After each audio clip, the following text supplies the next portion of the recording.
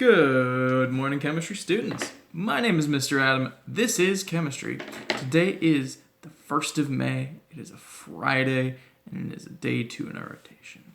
So happy Friday, everybody. We made it through another week of online learning. It's our 5th week in a row, which is crazy. We've been doing this for 5 weeks. Feels like it's been a long time since I've seen you guys, gotten to teach in front of you.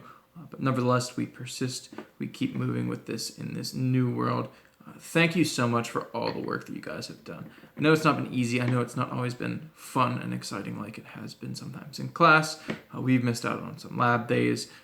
We've missed out on getting to do some activities in class, but I really appreciate you guys persisting. And even more than that, I really appreciate those of you who have reached out to me or talked to me or communicated with me in some way, because for me, the best part of my job that I get to do every day is seeing you guys and talking with you guys. That's why I go to school every day. That's why I started being a teacher, to see you guys and to hang out with you guys. So thank you to those of you who've reached out or have joined on to a call for me or with me and, talk to me. So thank you to those of you who've gotten to do that. Today, we would normally have our weekly meetings. I'm going to just do office hours again from 1:30 to 2:30. But again, if you want to meet up for Friday, like our normal meetup, if you want to come say hi, that's perfectly fine. I'm just not dividing it up into classes or anything today. We'll just have, 1:30 to 2:30. I'll be on to say hi if you want to ask any questions, talk about anything you want to do. So I'll be on from 1:30 to 2:30. Happy Friday. It's Friday, ending of the week, and it's the first day of May. So our last full month of school is upon us, which is great. If we were in class today, it would be a great day, a Friday, beginning of a new month. But we're not in class, and so we gotta just deal with what we can, try to make a community in this online world, and try to keep learning some chemistry and stay as a class community. Okay? So, today's lesson, really short. Nothing too extreme. Basically, we're taking these ball and stick models that we've been learning about, right? Where we said that each atom is represented by a ball, and each bond, each pair of electrons connecting them, is represented by a stick. And we make this molecule that looks kind of like, an ant or something that is all spread out and has all these sticks connecting it. But really, in science, when we make models, we're trying to most accurately depict what something looks like, right? A model is something that we can't see or that we need to represent either in a bigger or smaller size. Obviously, for molecules, our models are going to be way bigger than the actual thing. But for models, we want to be as accurate as possible to what the thing actually looks like. The ball and stick model is great because it shows us how everything is bonded, it shows us where our bonds are. But in reality, molecules don't have these little sticks connecting them, right?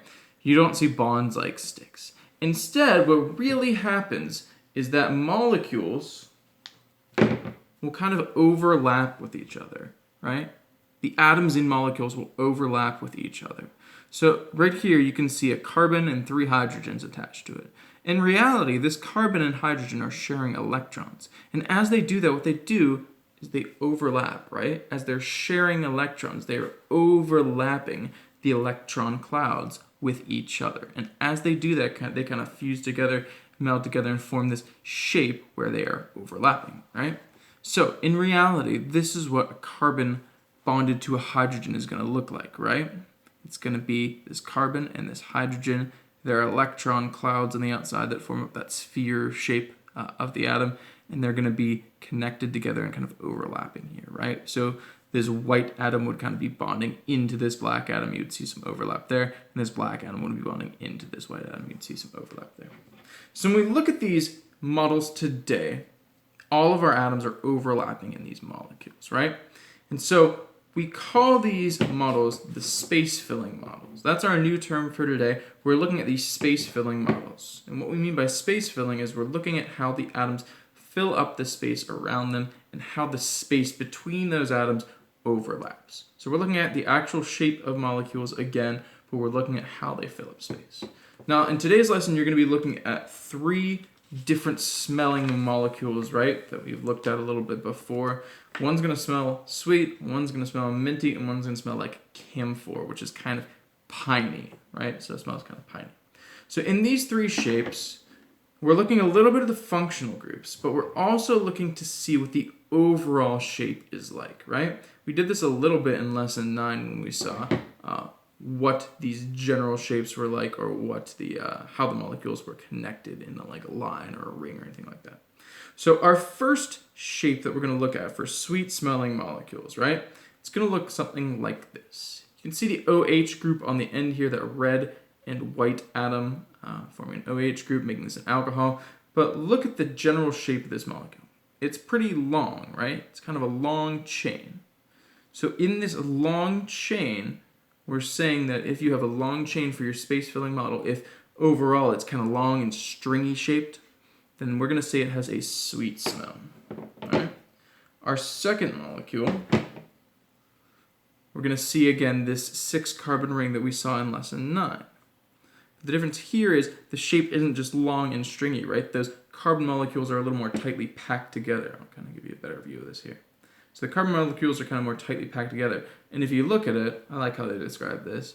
If you kind of hold it by the handle over here and look at the 6-carbon ring, it's kind of frying pan shaped. So you can, flip some eggs around or cook up some fried rice or some stir fry on your frying pan shaped molecule, right? So those frying pan shaped molecules are going to have a minty smell. They have this frying pan shape and they have this 6-carbon ring in the middle.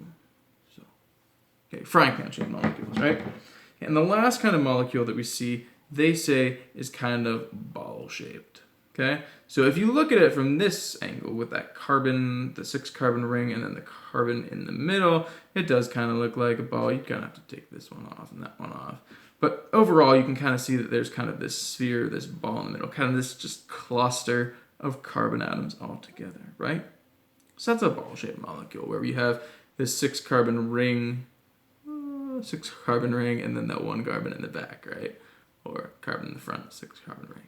So those ball-shaped molecules are going to have this camphor smell. They're going to smell kind of piney.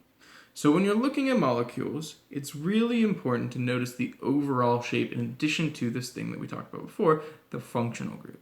If you know both of those things, you can have a good idea about what that molecule might smell like. And both of those things are going to contribute to the overall smell. So when we're identifying the smell of the molecule, first thing we look at is the functional group, but now we also need to look at the general shape, the overall shape of that molecule. And you're going to be doing a little bit more of that in lesson 2.13. So that's all I really have to say today. I feel like I'm starting to ramble, so I'll cut myself short there. Happy Friday, everybody. I hope to see you for a little bit between 1:30 and 2:30 today. Just show up and say hi. Doesn't need to be long, but it's nice to see your faces and hear your voices if I get the opportunity to do that. So I hope you're all doing well. Happy May. We're in our last full month of school coming down the home stretch. So keep working hard, stay safe, stay positive, and I will see you all whenever I see you. Let's go to 1, 2, 3. Clap on me.